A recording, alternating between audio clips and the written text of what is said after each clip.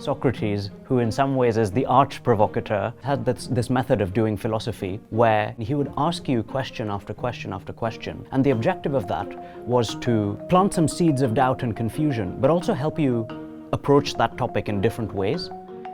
And the process of this repeated questioning ultimately should lead to something that's closer to the truth. And that's really what I mean by AI as a provocateur. How can AI play that same role of provoking you to think more deeply about what you're doing?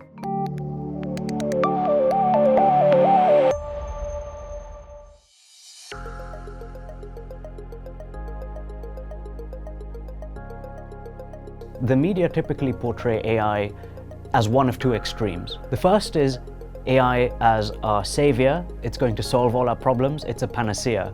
And on the other extreme, you have the doom and gloom, the AI that's going to take over the world, that is going to cause untold misery and human suffering. And I think this AI as a provocateur perspective is important because it illustrates a way in which AI doesn't just do our work for us, but it actually helps us think better and do better work as a result. Recent studies about knowledge work and generative AI have shown quite a few things, but I want to highlight two of them. The first is a move from production to integration, and what that simply means is that instead of physically producing stuff, instead of physically typing out text, generative AI handles that production for you. So we're no longer producing stuff, but we're integrating stuff.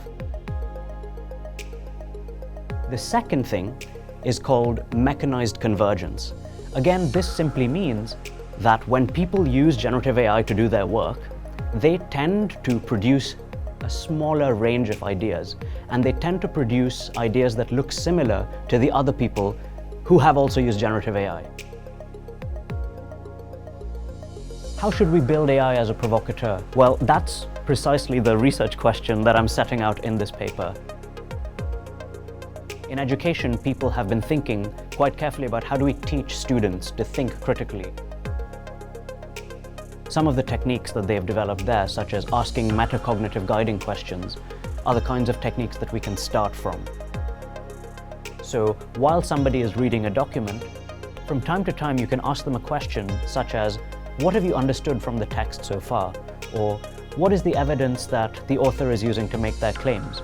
And that's supposed to trigger greater critical thinking, and that's what AI as a provocateur can do, rather than just help you finish your task.